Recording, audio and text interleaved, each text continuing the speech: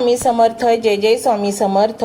तर मंडळी, आपल्याला 19 एप्रिल 2026 रविवार दिवशीच अक्षय तृतीया हा सोन्यासारखा सण साजरा करायचा आहे। बघा, वैशाख शुद्ध तृतीयेलाच अक्षय तृतीया म्हणतात। 3.5 मुहूर्तांपैकी एक संपूर्ण शुभ मुहूर्त म्हणजे अक्षय तृतीया। हा श्राद्ध दिवस सुद्धा मानला जातो। हा दिवस पितरांचा सण म्हणून सुद्धा आपण साजरा करत असतो। बघा, या दिवशी केलेले दान, हवन, तर्पण, पूजा, जप इत्यादी पुण्यकर्म आपल्याला अक्षय फळ देत असतात। थोडक्यात काय, आपल्या पितरांचे ऋण फेडण्याचाच हा दिवस असतो। तसेच हा दिवस परशुराम जयंती म्हणून सुद्धा आपण ओळखतो। अक्षय तृतीयेला आखातीज असे सुद्धा म्हटले जाते।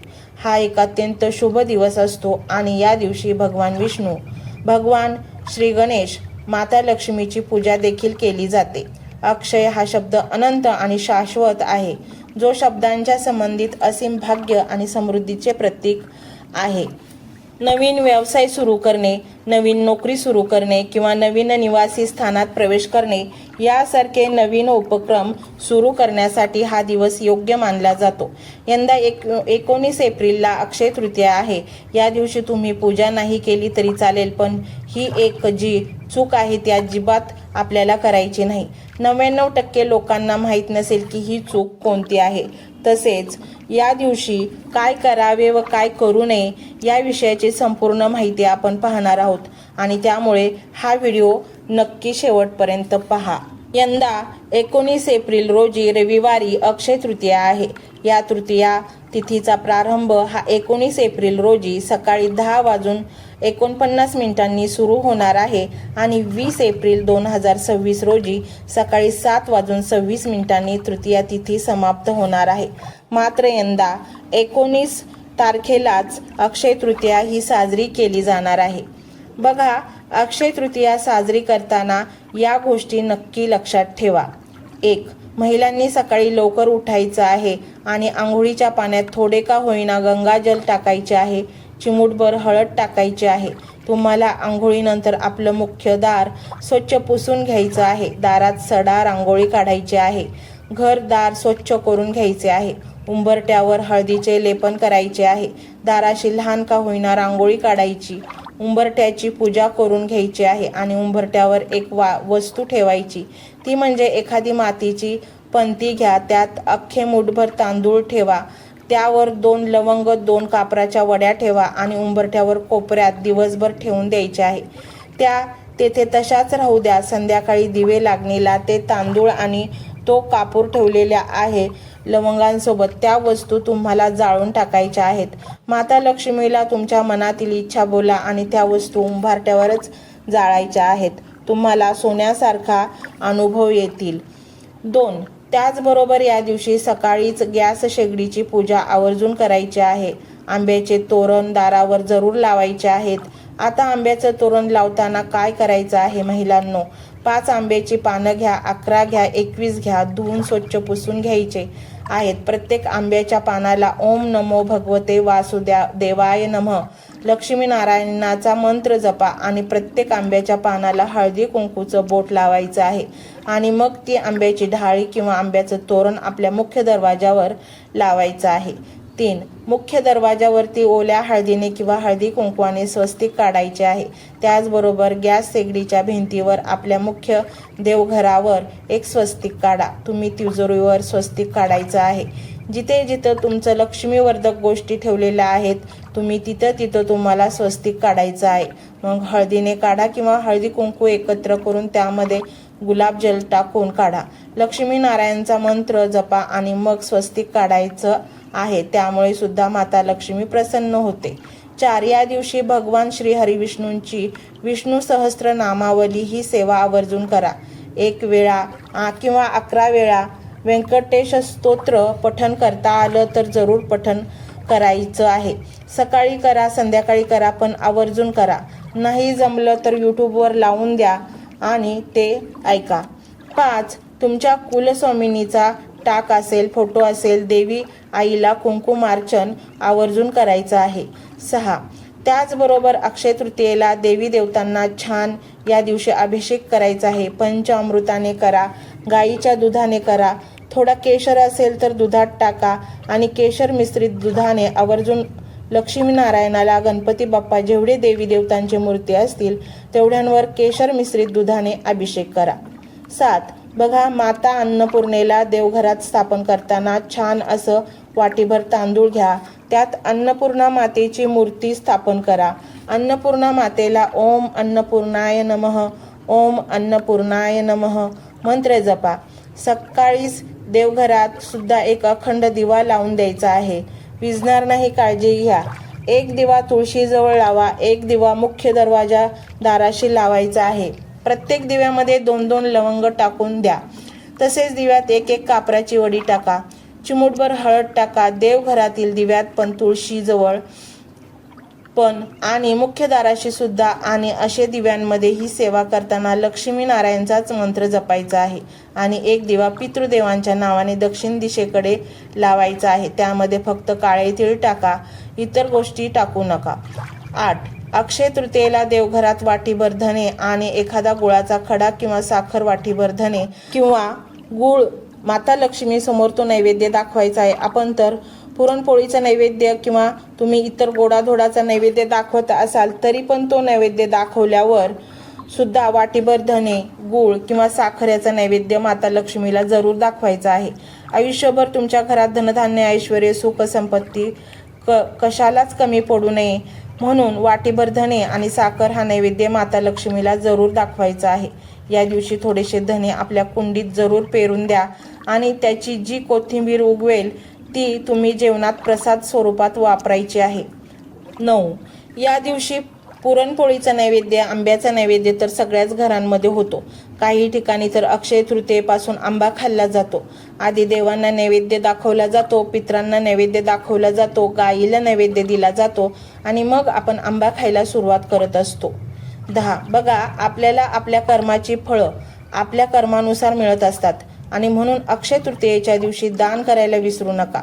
या दिवशी दान केल्यामुळे तुमच्या जीवनामध्ये सकारात्मक गोष्टी घडत असतात आणि आपली जी चांगली कृती आहे त्यामध्ये वाढ देखील होत असते. 11. अक्षय तृतीयेच्या दिवशी पाण्याने भरलेले भांडे दान करणे अतिशय शुभ मानले जाते.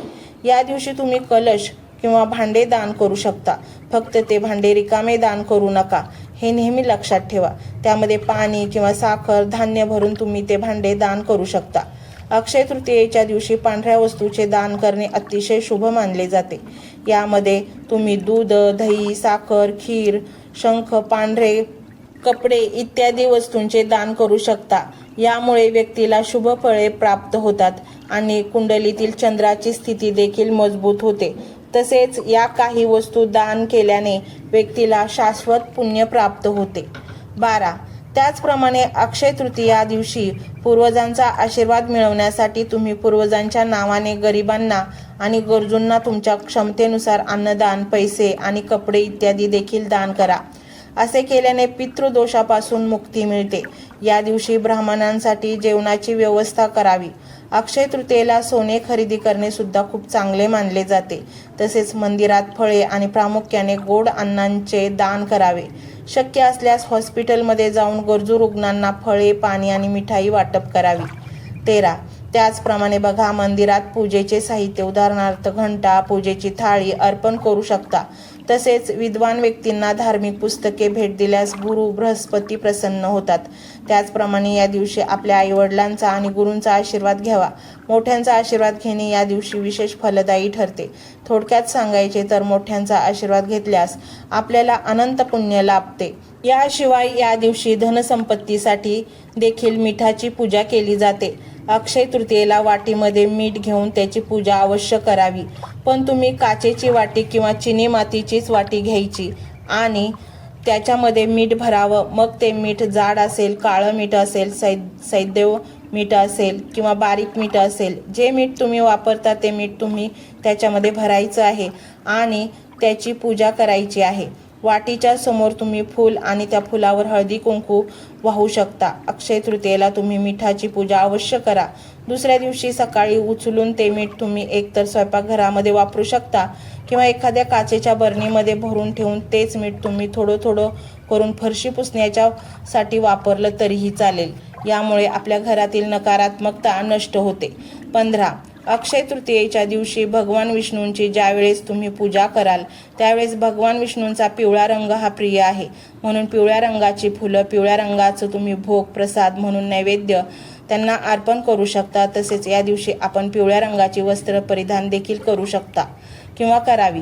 तसेच या दिवशी नवीन कपडे परिधान करून मंदिरात देवाचं दर्शन घ्यावे. 16.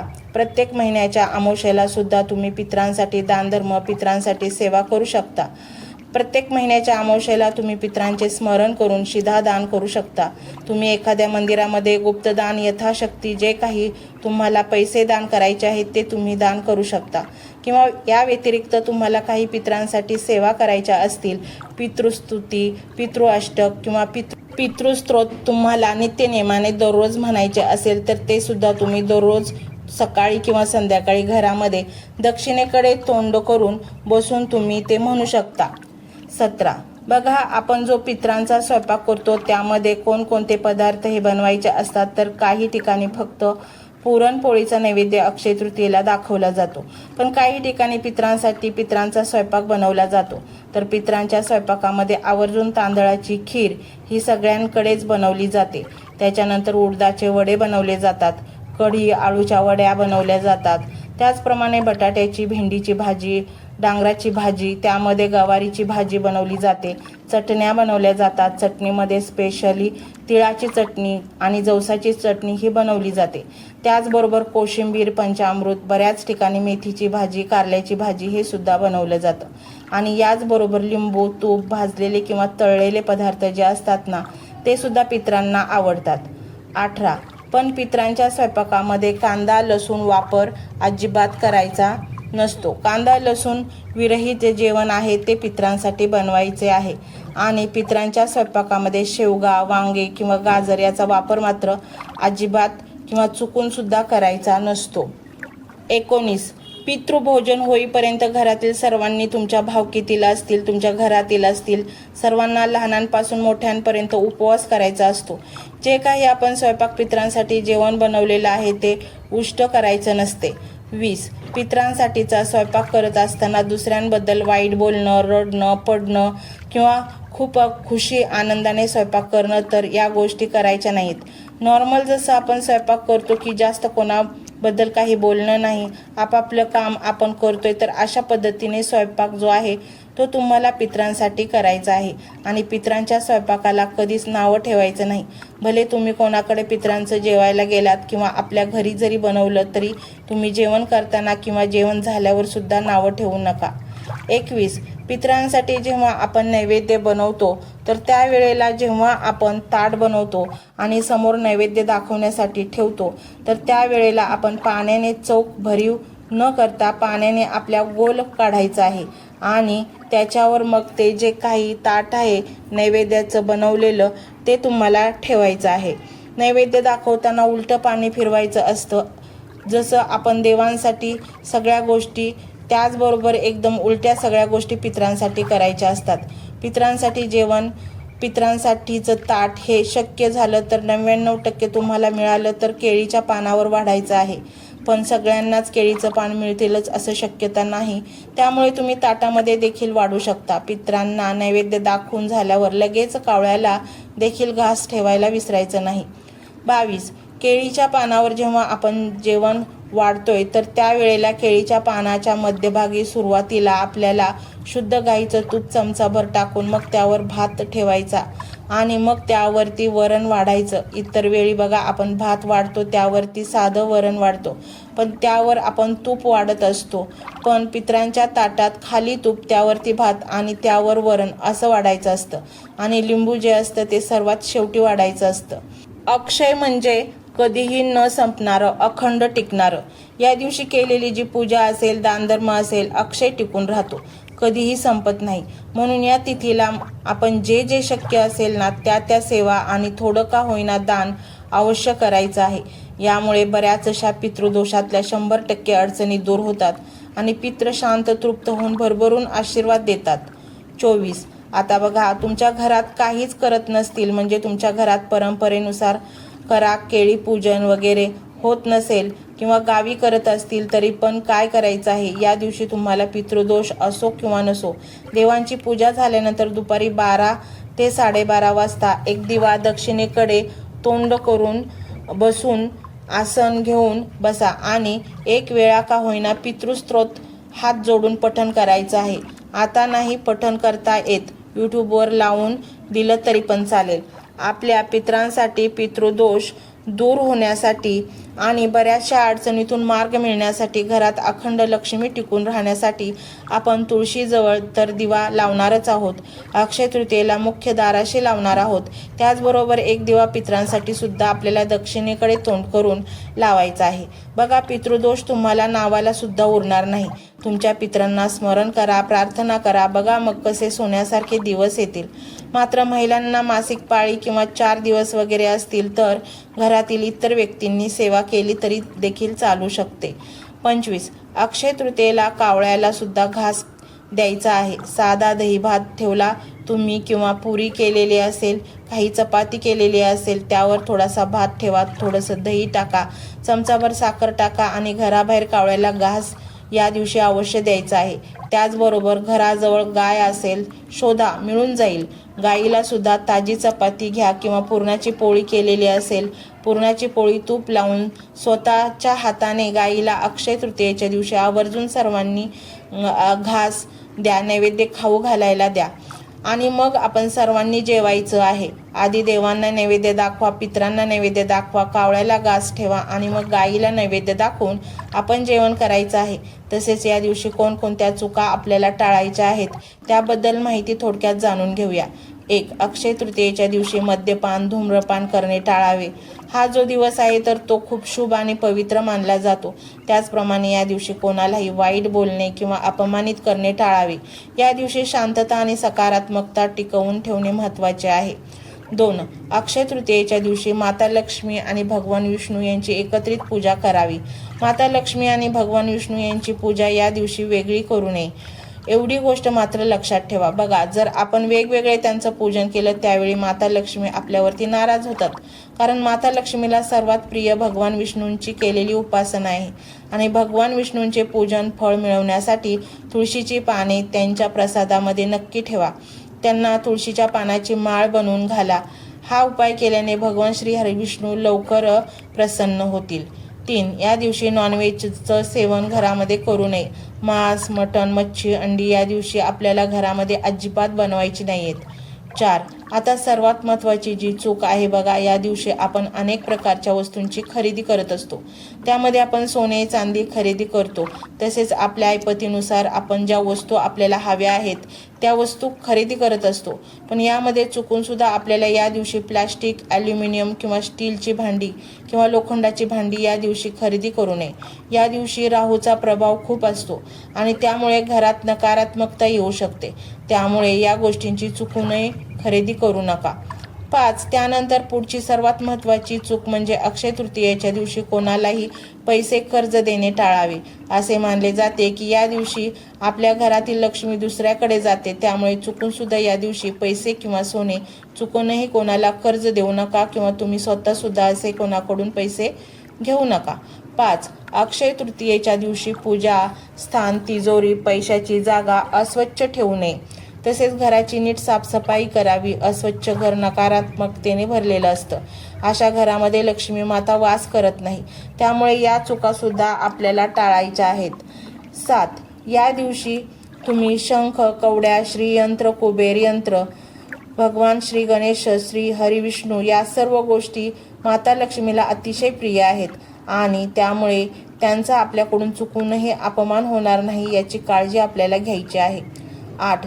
त्याचबरोबर या दिवशी अजून काही नियमांचे पालन करायचं असतं. त्यामध्ये घरामध्ये पती पत्नींमध्ये ब्रह्मचर्य पालन करायचं आहे.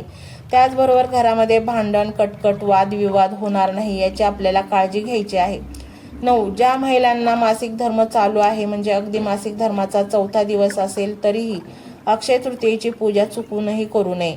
त्याचप्रमाणे ज्या महिलेची नुकतीच डिलिव्हरी झाली आहे म्हणजे तिचे 12 दिवस पूर्ण झालेले नाहीत तर अशा महिलांनी चुकून अक्षय तृतीयेची पूजा करू नये. डिलिव्हरी झालेल्या महिलांनी 1.25 महिना देवपूजेपासून लांब राहायचं असतं. त्याचबरोबर विटाळ असेल, सुतक असेल तर अशा महिलांनी सुद्धा अक्षय तृतीयेची पूजा टाळायची असते. अक्षय तृतीयेला तर्पण विधी होम करायला विसरू नका. याची संपूर्ण माहिती तुम्हाला यूट्यूबवर मिळून जाईल आणि अक्षय तृतीयेच्या पूजेसंबंधितही माहिती यूट्यूबवर तुम्हाला अगदी सहजरित्या मिळून जाईल. तर मंडळी, हा व्हिडिओ तुम्हाला कसा वाटला हे नक्की सांगा आणि व्हिडिओच्या शेवटी जो हा अक्षय तृतीयेचा मंत्र दिला आहे तो मंत्र मात्र संपूर्ण ऐका. मंत्र मोबाईलवर लावायचा आहे. डोळे घट्ट मिटून घ्यायचे आहेत. डोळ्यांसमोर स्वामींची मूर्ती आणायची आहे आणि स्वामींना प्रार्थना करायची आहे. हे स्वामी महाराजा, माझे हे संकट दूर कर, माझी ही इच्छा पूर्ण कर, माझे कुटुंब सुखासमाधानाने राहू देत. मंडळी, स्वामी हे भक्तवत्सल आहेत. ते भक्तांवर खूप प्रेम करतात. त्यांनी आपल्या भक्तांना बाळ मानलेले आहे आणि आई बाळाची इच्छा तर पूर्ण करणारच. त्यामुळे स्वामी तुम्हाला नक्कीच मदत करतील. मंडळी, एवढं सगळं करायला अर्धा मिनिट खूप झाला आणि एवढा वेळ तर तुमच्याकडे असेलच. बाकीचा सर्व व्हिडिओ तुम्ही मोबाईलवर सोडून द्या. तो त्याची पॉझिटिव्हिटी पसरवत राहील. तुम्ही दैनंदिनी कामं करता करता त्या मंत्राचे श्रवण करा आणि मनातल्या मनात जप देखील करा. फायदा नक्कीच होईल. ही डिजिटल सेवा आहे. आज या व्हिडिओच्या माध्यमातून स्वामींचे विचार तुमच्यापर्यंत पोहोचले आहेत. जर तुम्हाला मनापासून वाटत असेल की या विचारांनी तुमच्या मनाला उभारी दिली आहे, तुम्हाला जगण्याचे बळ दिले आहे, तर तुम्ही सुद्धा या ज्ञान यज्ञात आपली समिधा अर्पण करू शकता.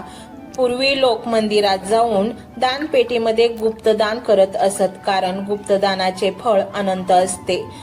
आजच्या युगात व्हिडिओच्या खाली जे सुपर थँक्सचे बटन आहे ते एका डिजिटल दानपेटी सारखेच आहे. जर तुमची इच्छा असेल आणि तुमची परिस्थिती असेल तर यथाशक्ती, मग ती रक्कम कितीही छोटी असो वा मोठी, तुम्ही या सुपर थँक्सच्या माध्यमातून स्वामींच्या कार्यासाठी अर्पण करू शकता. हे पैसे कोणाच्या वैयक्तिक फायद्यासाठी नाही, तर हे विचार, ही सकारात्मक ऊर्जा अशाच लाखो दुःखी लोकांपर्यंत पोहोचवण्यासाठी वापरली जातील. लक्षात ठेवा, सक्ती नाही तर भक्ती महत्वाची आहे. ज्याला वाटतं की स्वामींनी मला मार्ग दाखवला म्हणून कृतज्ञता म्हणून मी हे फुल ना फुलाची पाकळी अर्पण करतो, त्यांनीच या बटनावर क्लिक करून आपले योगदान द्यावे. तुमची ही छोटीशी मदत कोणाचे तरी आयुष्य बदलणाऱ्या व्हिडिओच्या निर्मितीसाठी मोलाचे ठरेल. तसेच या व्हिडिओला लाईक करणे म्हणजे केवळ एक बटन दाबणे नव्हे, तर या सकारात्मक ऊर्जेला दुजोरा देणे आहे. जेव्हा तुम्ही लाईक करता तेव्हा तुमची विश्वाला सांगता की हो, माझा स्वामींवर विश्वास आहे. आणि शेअर करणे म्हणजे काय, तर पुण्य वाढणे. जर तुम्हाला वाटत असेल की तुमच्या एखाद्या मित्राला, नातेवाईकाला किंवा ओळखीच्या व्यक्तीला सध्या आधाराची गरज आहे, तर त्यांना हा व्हिडिओ नक्की पाठवा. कदाचित तुमचे एक शेअर करण्याचे कर्म त्यांना आत्महत्येसारख्या विचारांपासून परावृत्त करू शकेल किंवा त्यांना नैराश्यातून बाहेर काढेल. पुण्य फक्त अन्नदानानेच नाही तर विचारदानाने सुद्धा मिळते. म्हणून संकोच न करता हा व्हिडिओ तुमच्या जवळच्या लोकांपर्यंत पोहोचवावा. आणि हो, स्वामींच्या या दरबारात रोज हजेरी लावण्यासाठी चॅनलला सबस्क्राईब करा व बेल आयकॉनचे बटन देखील प्रेस करा. जेव्हा स्वामींचा संदेश येईल तेव्हा सर्वात आधी तो तुमच्यापर्यंत पोहोचेल. ही घंटा म्हणजे मंदिराची घंटा आहे, जी वाजवल्याने मनाला जाग येते. आणि सर्वात महत्त्वाचे म्हणजे तुमचा संवाद. खाली कमेंट बॉक्समध्ये तुमचा अनुभव नक्की मांडा. तुमच्या मनात काय चाललं आहे, तुम्हाला स्वामींची प्रचिती कधी आली आहे, कशी आली आहे ते लिहा.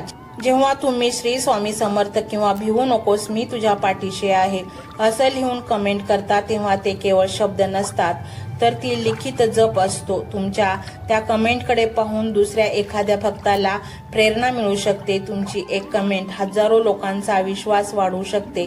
त्यामुळे लाजू नका, मोकळ्या मनाने व्यक्त व्हा. इथे कोणी कोणाला जज करत नाही. आपण सर्वजण त्या एकाच माऊलीचे लेकरे आहोत. तुमचा हा प्रतिसादच या कार्याला पुढे नेण्याची प्रेरणा देतो. तर पाहूया तो शक्तिशाली रहस्यमय मंत्र काय आहे. तो मंत्र असा आहे.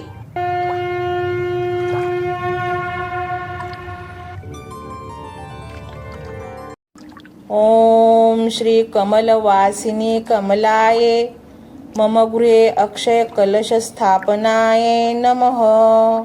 ॐ श्री कमलवासिनी कमलाय मम गृहे अक्षयकलशस्थापनाय नमः। ॐ श्री कमलवासिनी कमलाय मम गृहे अक्षयकलशस्थापनाय नमः। ॐ श्री कमलवासिनी कमलाय मम गृहे अक्षयकलशस्थापनाय नमः। ॐ श्री कमलवासिनी कमलाय मम गृहे अक्षयकलशस्थापनाय नमः। ॐ श्री कमलवासिनी कमलाय मम गृहे अक्षयकलशस्थापनाय नमः। ॐ श्री कमलवासिनी कमलाय मम गृहे अक्षयकलशस्थापनाय नमः। ॐ श्री कमलवासिनी कमलाय मम गृहे अक्षयकलशस्थापनाय नमः। ॐ श्री कमलवासिनी कमलाय मम गृहे अक्षयकलशस्थापनाय नमः। ॐ श्री कमलवासिनी कमलाय मम गृहे अक्षयकलशस्थापनाय नमः। ॐ श्री कमलवासिनी कमलाय मम गृहे अक्षयकलशस्थापनाय नमः। ॐ श्री कमलवासिनी कमलाय मम गृहे अक्षयकलशस्थापनाय नमः। ॐ श्री कमलवासिनी कमलाय मम गृहे अक्षयकलशस्थापनाय नमः। ॐ श्री कमलवासिनी कमलाय मम गृहे अक्षयकलशस्थापनाय नमः। ॐ श्री कमलवासिनी कमलाय मम गृहे अक्षयकलशस्थापनाय नमः। ॐ श्री कमलवासिनी कमलाय मम गृहे अक्षयकलशस्थापनाय नमः। ॐ श्री कमलवासिनी कमलाय मम गृहे अक्षयकलशस्थापनाय नमः। ॐ श्री कमलवासिनी कमलाय मम गृहे अक्षयकलशस्थापनाय नमः। ॐ श्री कमलवासिनी कमलाय मम गृहे अक्षयकलशस्थापनाय नमः। ॐ श्री कमलवासिनी कमलाय मम गृहे अक्षयकलशस्थापनाय नमः। ॐ श्री कमलवासिनी कमलाय मम गृहे अक्षयकलशस्थापनाय नमः। ॐ श्री कमलवासिनी कमलाय मम गृहे अक्षयकलशस्थापनाय नमः। ॐ श्री कमलवासिनी कमलाय मम गृहे अक्षयकलशस्थापनाय नमः। ॐ श्री कमलवासिनी कमलाय मम गृहे अक्षयकलशस्थापनाय नमः। ॐ श्री कमलवासिनी कमलाय मम गृहे अक्षयकलशस्थापनाय नमः। ॐ श्री कमलवासिनी कमलाय मम गृहे अक्षयकलशस्थापनाय नमः। ॐ श्री कमलवासिनी कमलाय मम गृहे अक्षयकलशस्थापनाय नमः। ॐ श्री कमलवासिनी कमलाय मम गृहे अक्षयकलशस्थापनाय नमः। ॐ श्री कमलवासिनी कमलाय मम गृहे अक्षयकलशस्थापनाय नमः। ॐ श्री कमलवासिनी कमलाय मम गृहे अक्षयकलशस्थापनाय नमः। ॐ श्री कमलवासिनी कमलाय मम गृहे अक्षयकलशस्थापनाय नमः। ॐ श्री कमलवासिनी कमलाय मम गृहे अक्षयकलशस्थापनाय नमः। ॐ श्री कमलवासिनी कमलाय मम गृहे अक्षयकलशस्थापनाय नमः। ॐ श्री कमलवासिनी कमलाय मम गृहे अक्षय कलशस्थापनाय नमः। ओम श्री कमलवासिनी कमलाय मम गृहे अक्षय कलशस्थापनाय नमः। ओम श्री कमलवासिनी कमलाय मम गृहे अक्षय कलशस्थापनाय नमः। ओम श्री कमलवासिनी कमलाय मम गृहे अक्षय कलशस्थापनाय नमः। ओम श्री कमलवासिनी कमलाय मम गृहे अक्षय कलशस्थापनाय नमः। ओम श्री कमलवासिनी कमलाय मम गृहे अक्षय कलशस्थापनाय नमः। ओम श्री कमलवासिनी कमलाय मम गृहे अक्षय कलशस्थापनाय नमः। ओम श्री कमलवासिनी कमलाय मम गृहे अक्षय कलशस्थापनाय नमः। ओम श्री कमलवासिनी कमलाय मम गृहे अक्षय कलशस्थापनाय नमः। ओम श्री कमलवासिनी कमलाय मम गृहे अक्षय कलशस्थापनाय नमः। ओम श्री कमलवासिनी कमलाय मम गृहे अक्षय कलशस्थापनाय नमः। ओम श्री कमलवासिनी कमलाय मम गृहे अक्षय कलशस्थापनाय नमः। ओम श्री कमलवासिनी कमलाय मम गृहे अक्षय कलशस्थापनाय नमः। ओम श्री कमलवासिनी कमलाय मम गृहे अक्षय कलशस्थापनाय नमः। ओम श्री कमलवासिनी कमलाय मम गृहे अक्षय कलशस्थापनाय नमः। ओम श्री कमलवासिनी कमलाय मम गृहे अक्षय कलशस्थापनाय नमः। ओम श्री कमलवासिनी कमलाय मम गृहे अक्षय कलशस्थापनाय नमः। ओम श्री कमलवासिनी कमलाय मम गृहे अक्षय कलशस्थापनाय नमः। ओम श्री कमलवासिनी कमलाय मम गृहे अक्षय कलशस्थापनाय नमः। ओम श्री कमलवासिनी कमलाय मम गृहे अक्षय कलशस्थापनाय नमः। ओम श्री कमलवासिनी कमलाय मम गृहे अक्षय कलशस्थापनाय नमः। ओम श्री कमलवासिनी कमलाय मम गृहे अक्षय कलशस्थापनाय नमः। ओम श्री कमलवासिनी कमलाय मम गृहे अक्षय कलशस्थापनाय नमः। ओम श्री कमलवासिनी कमलाय मम गृहे अक्षय कलशस्थापनाय नमः। ओम श्री कमलवासिनी कमलाय मम गृहे अक्षय कलशस्थापनाय नमः। ओम श्री कमलवासिनी कमलाय मम गृहे अक्षय कलशस्थापनाय नमः। ओम श्री कमलवासिनी कमलाय मम गृहे अक्षय कलशस्थापनाय नमः। ओम श्री कमलवासिनी कमलाय मम गृहे अक्षय कलशस्थापनाय नमः। ओम श्री कमलवासिनी कमलाय मम गृहे अक्षय कलशस्थापनाय नमः।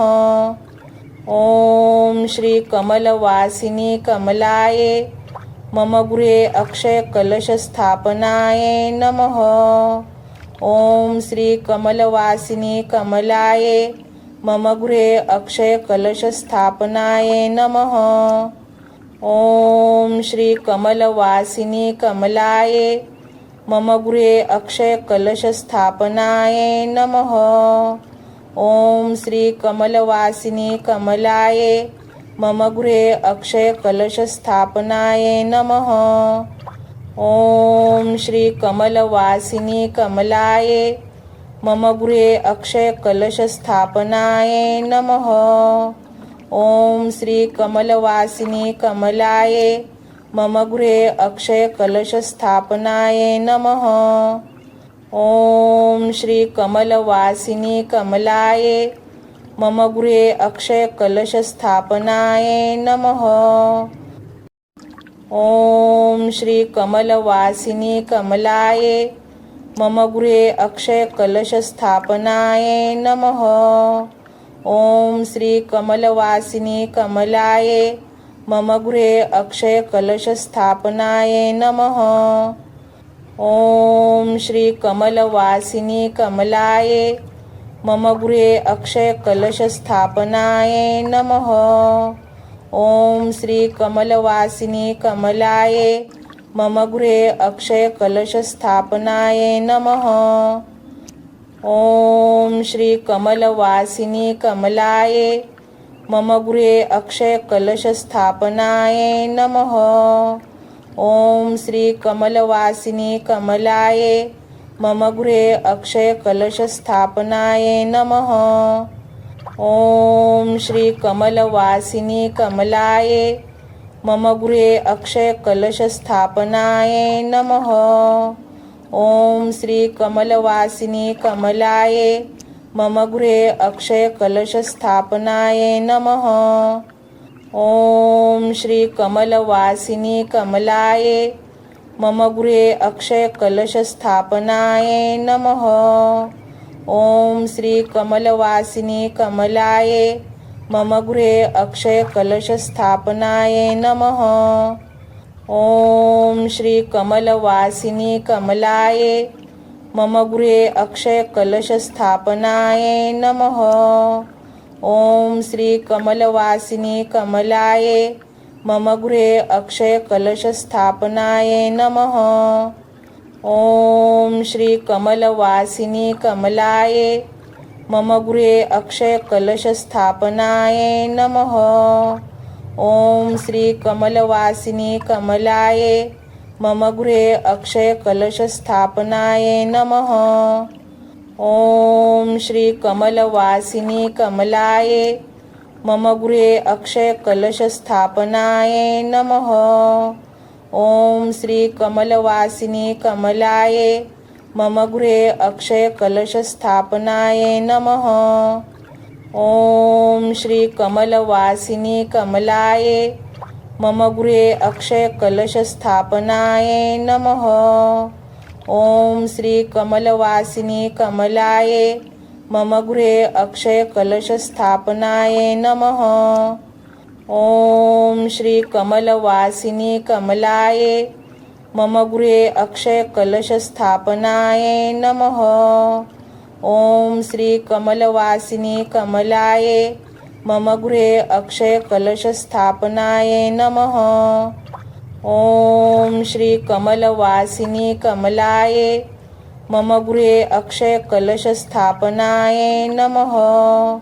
ॐ श्री कमलवासिनी कमलाय मम गृहे अक्षयकलशस्थापनाय नमः। ॐ श्री कमलवासिनी कमलाय मम गृहे अक्षयकलशस्थापनाय नमः। ॐ श्री कमलवासिनी कमलाय मम गृहे अक्षयकलशस्थापनाय नमः। ॐ श्री कमलवासिनी कमलाय मम गृहे अक्षयकलशस्थापनाय नमः। ॐ श्री कमलवासिनी कमलाय मम गृहे अक्षयकलशस्थापनाय नमः।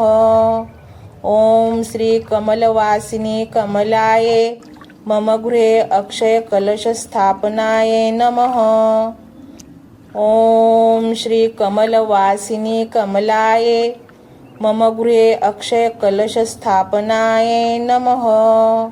ॐ श्री कमलवासिनी कमलाय मम गृहे अक्षयकलशस्थापनाय नमः।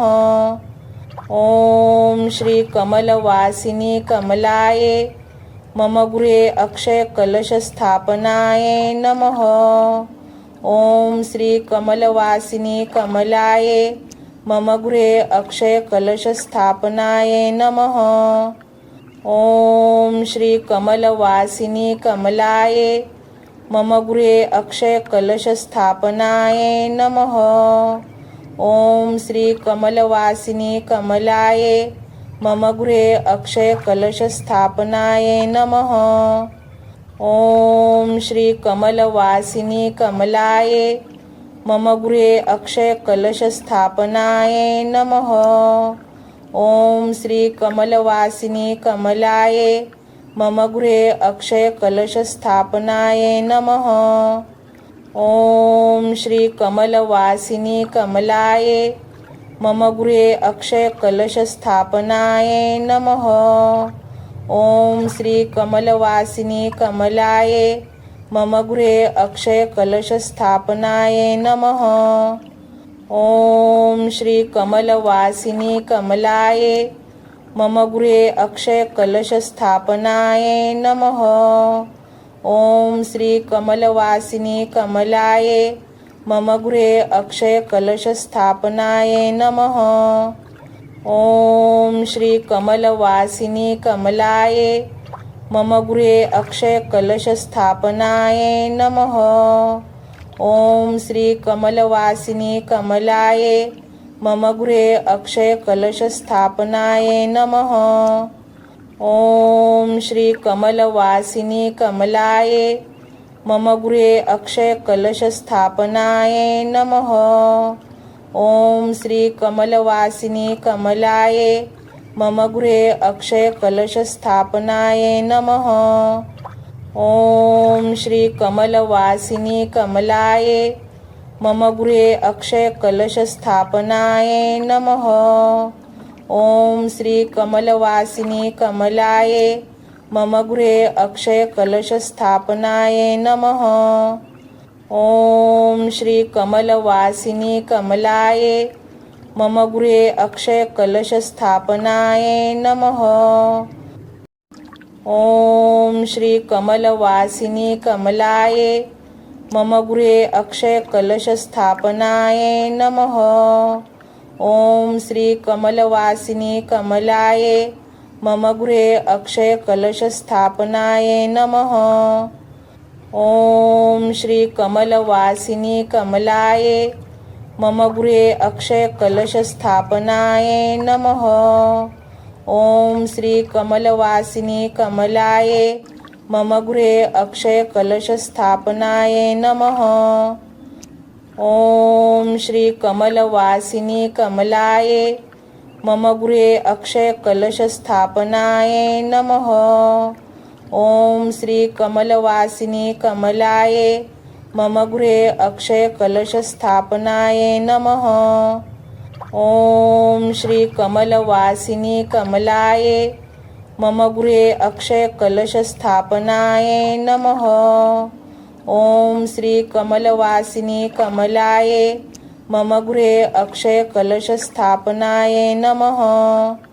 ॐ श्री कमलवासिनी कमलाय मम गृहे अक्षयकलशस्थापनाय नमः। ॐ श्री कमलवासिनी कमलाय मम गृहे अक्षयकलशस्थापनाय नमः। ॐ श्री कमलवासिनी कमलाय मम गृहे अक्षयकलशस्थापनाय नमः। ॐ श्री कमलवासिनी कमलाय मम गृहे अक्षयकलशस्थापनाय नमः। ॐ श्री कमलवासिनी कमलाय मम गृहे अक्षयकलशस्थापनाय नमः। ॐ श्री कमलवासिनी कमलाय मम गृहे अक्षयकलशस्थापनाय नमः। ॐ श्री कमलवासिनी कमलाय मम गृहे अक्षयकलशस्थापनाय नमः।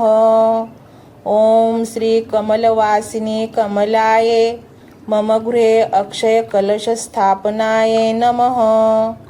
ॐ श्री कमलवासिनी कमलाय मम गृहे अक्षयकलशस्थापनाय नमः। ॐ श्री कमलवासिनी कमलाय मम गृहे अक्षयकलशस्थापनाय नमः। ॐ श्री कमलवासिनी कमलाय मम गृहे अक्षयकलशस्थापनाय नमः। ॐ श्री कमलवासिनी कमलाय मम गृहे अक्षयकलशस्थापनाय नमः। ॐ श्री कमलवासिनी कमलाय मम गृहे अक्षयकलशस्थापनाय नमः। ॐ श्री कमलवासिनी कमलाय मम गृहे अक्षयकलशस्थापनाय नमः। ॐ श्री कमलवासिनी कमलाय मम गृहे अक्षयकलशस्थापनाय नमः। ॐ श्री कमलवासिनी कमलाय मम गृहे अक्षयकलशस्थापनाय नमः। ॐ श्री कमलवासिनी कमलाय मम गृहे अक्षयकलशस्थापनाय नमः। ॐ श्री कमलवासिनी कमलाय मम गृहे अक्षयकलशस्थापनाय नमः। ॐ श्री कमलवासिनी कमलाय मम गृहे अक्षयकलशस्थापनाय नमः। ॐ श्री कमलवासिनी कमलाय मम गृहे अक्षयकलशस्थापनाय नमः। ॐ श्री कमलवासिनी कमलाय मम गृहे अक्षयकलशस्थापनाय नमः। ॐ श्री कमलवासिनी कमलाय मम गृहे अक्षयकलशस्थापनाय नमः। ॐ श्री कमलवासिनी कमलाय मम गृहे अक्षयकलशस्थापनाय नमः।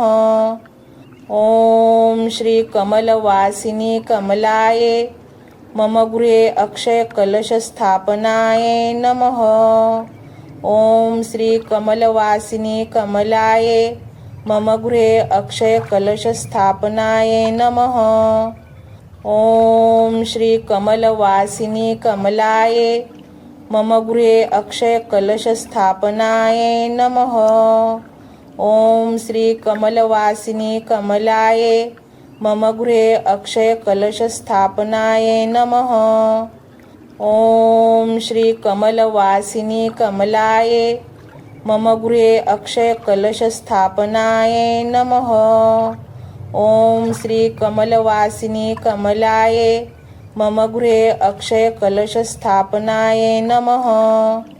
ॐ श्री कमलवासिनी कमलाय मम गृहे अक्षयकलशस्थापनाय नमः। ॐ श्री कमलवासिनी कमलाय मम गृहे अक्षयकलशस्थापनाय नमः। ॐ श्री कमलवासिनी कमलाय मम गृहे अक्षयकलशस्थापनाय नमः। ॐ श्री कमलवासिनी कमलाय मम गृहे अक्षयकलशस्थापनाय नमः। ॐ श्री कमलवासिनी कमलाय मम गृहे अक्षयकलशस्थापनाय नमः। ॐ श्री कमलवासिनी कमलाय मम गृहे अक्षयकलशस्थापनाय नमः। ॐ श्री कमलवासिनी कमलाय मम गृहे अक्षयकलशस्थापनाय नमः। ॐ श्री कमलवासिनी कमलाय मम गृहे अक्षयकलशस्थापनाय नमः। ॐ श्री कमलवासिनी कमलाय मम गृहे अक्षयकलशस्थापनाय नमः। ॐ श्री कमलवासिनी कमलाय मम गृहे अक्षयकलशस्थापनाय नमः। ॐ श्री कमलवासिनी कमलाय मम गृहे अक्षयकलशस्थापनाय नमः। ॐ श्री कमलवासिनी कमलाय मम गृहे अक्षयकलशस्थापनाय नमः। ॐ श्री कमलवासिनी कमलाय मम गृहे अक्षयकलशस्थापनाय नमः। ॐ श्री कमलवासिनी कमलाय मम गृहे अक्षयकलशस्थापनाय नमः। ॐ श्री कमलवासिनी कमलाय मम गृहे अक्षयकलशस्थापनाय नमः। ॐ श्री कमलवासिनी कमलाय मम गृहे अक्षयकलशस्थापनाय नमः। ॐ श्री कमलवासिनी कमलाय मम गृहे अक्षयकलशस्थापनाय नमः। ॐ श्री कमलवासिनी कमलाय मम गृहे अक्षयकलशस्थापनाय नमः। ॐ श्री कमलवासिनी कमलाय मम गृहे अक्षयकलशस्थापनाय नमः। ॐ श्री कमलवासिनी कमलाय मम गृहे अक्षयकलशस्थापनाय नमः। ॐ श्री कमलवासिनी कमलाय मम गृहे अक्षयकलशस्थापनाय नमः। ॐ श्री कमलवासिनी कमलाय मम गृहे अक्षयकलशस्थापनाय नमः। ॐ श्री कमलवासिनी कमलाय मम गृहे अक्षयकलशस्थापनाय नमः। ॐ श्री कमलवासिनी कमलाय मम गृहे अक्षयकलशस्थापनाय नमः। ॐ श्री कमलवासिनी कमलाय मम गृहे अक्षयकलशस्थापनाय नमः। ॐ श्री कमलवासिनी कमलाय मम गृहे अक्षयकलशस्थापनाय नमः। ॐ श्री कमलवासिनी कमलाय मम गृहे अक्षयकलशस्थापनाय नमः। ॐ श्री कमलवासिनी कमलाय मम गृहे अक्षयकलशस्थापनाय नमः। ॐ श्री कमलवासिनी कमलाय मम गृहे अक्षयकलशस्थापनाय नमः। ॐ श्री कमलवासिनी कमलाय मम गृहे अक्षयकलशस्थापनाय नमः। ॐ श्री कमलवासिनी कमलाय मम गृहे अक्षयकलशस्थापनाय नमः। ॐ श्री कमलवासिनी कमलाय मम गृहे अक्षयकलशस्थापनाय नमः। ॐ श्री कमलवासिनी कमलाय मम गृहे अक्षयकलशस्थापनाय नमः। ॐ श्री कमलवासिनी कमलाय मम गृहे अक्षयकलशस्थापनाय नमः। ॐ श्री कमलवासिनी कमलाय मम गृहे अक्षयकलशस्थापनाय नमः। ॐ श्री कमलवासिनी कमलाय मम गृहे अक्षयकलशस्थापनाय नमः। ॐ श्री कमलवासिनी कमलाय मम गृहे अक्षयकलशस्थापनाय नमः। ॐ श्री कमलवासिनी कमलाय मम गृहे अक्षयकलशस्थापनाय नमः। ॐ श्री कमलवासिनी कमलाय मम गृहे अक्षयकलशस्थापनाय नमः। ॐ श्री कमलवासिनी कमलाय मम गृहे अक्षयकलशस्थापनाय नमः। ॐ श्री कमलवासिनी कमलाय मम गृहे अक्षयकलशस्थापनाय नमः। ॐ श्री कमलवासिनी कमलाय मम गृहे अक्षयकलशस्थापनाय नमः। ॐ श्री कमलवासिनी कमलाय मम गृहे अक्षयकलशस्थापनाय नमः। ॐ श्री कमलवासिनी कमलाय मम गृहे अक्षयकलशस्थापनाय नमः।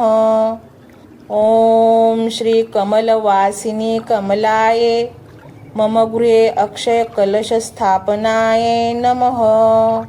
ॐ श्री कमलवासिनी कमलाय मम गृहे अक्षयकलशस्थापनाय नमः। ॐ श्री कमलवासिनी कमलाय मम गृहे अक्षयकलशस्थापनाय नमः। ॐ श्री कमलवासिनी कमलाय मम गृहे अक्षयकलशस्थापनाय नमः।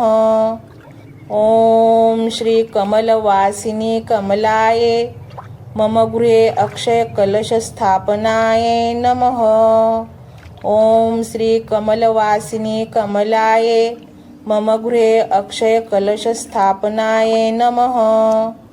ॐ श्री कमलवासिनी कमलाय मम गृहे अक्षयकलशस्थापनाय नमः। ॐ श्री कमलवासिनी कमलाय मम गृहे अक्षयकलशस्थापनाय नमः। ॐ श्री कमलवासिनी कमलाय मम गृहे अक्षयकलशस्थापनाय नमः। ॐ श्री कमलवासिनी कमलाय मम गृहे अक्षयकलशस्थापनाय नमः। ॐ श्री कमलवासिनी कमलाय मम गृहे अक्षयकलशस्थापनाय नमः। ॐ श्री कमलवासिनी कमलाय मम गृहे अक्षयकलशस्थापनाय नमः। ॐ श्री कमलवासिनी कमलाय मम गृहे अक्षयकलशस्थापनाय नमः। ॐ श्री कमलवासिनी कमलाय मम गृहे अक्षयकलशस्थापनाय नमः। ॐ श्री कमलवासिनी कमलाय मम गृहे अक्षयकलशस्थापनाय नमः। ॐ श्री कमलवासिनी कमलाय मम गृहे अक्षयकलशस्थापनाय नमः। ॐ श्री कमलवासिनी कमलाय मम गृहे अक्षयकलशस्थापनाय नमः। ॐ श्री कमलवासिनी कमलाय मम गृहे अक्षयकलशस्थापनाय नमः। ॐ श्री कमलवासिनी कमलाय मम गृहे अक्षयकलशस्थापनाय नमः। ॐ श्री कमलवासिनी कमलाय मम गृहे अक्षयकलशस्थापनाय नमः। ॐ श्री कमलवासिनी कमलाय मम गृहे अक्षयकलशस्थापनाय नमः। ॐ श्री कमलवासिनी कमलाय मम गृहे अक्षयकलशस्थापनाय नमः। ॐ श्री कमलवासिनी कमलाय मम गृहे अक्षयकलशस्थापनाय नमः। ॐ श्री कमलवासिनी कमलाय मम गृहे अक्षयकलशस्थापनाय नमः। ॐ श्री कमलवासिनी कमलाय मम गृहे अक्षयकलशस्थापनाय नमः। ॐ श्री कमलवासिनी कमलाय मम गृहे अक्षयकलशस्थापनाय नमः। ॐ श्री कमलवासिनी कमलाय मम गृहे अक्षयकलशस्थापनाय नमः। ॐ श्री कमलवासिनी कमलाय मम गृहे अक्षयकलशस्थापनाय नमः। ॐ श्री कमलवासिनी कमलाय मम गृहे अक्षयकलशस्थापनाय नमः। ॐ श्री कमलवासिनी कमलाय मम गृहे अक्षयकलशस्थापनाय नमः। ॐ श्री कमलवासिनी कमलाय मम गृहे अक्षयकलशस्थापनाय नमः। ॐ श्री कमलवासिनी कमलाय मम गृहे अक्षयकलशस्थापनाय नमः। ॐ श्री कमलवासिनी कमलाय मम गृहे अक्षयकलशस्थापनाय नमः। ॐ श्री कमलवासिनी कमलाय मम गृहे अक्षयकलशस्थापनाय नमः। ॐ श्री कमलवासिनी कमलाय मम गृहे अक्षयकलशस्थापनाय नमः। ॐ श्री कमलवासिनी कमलाय मम गृहे अक्षयकलशस्थापनाय नमः। ॐ श्री कमलवासिनी कमलाय मम गृहे अक्षयकलशस्थापनाय नमः।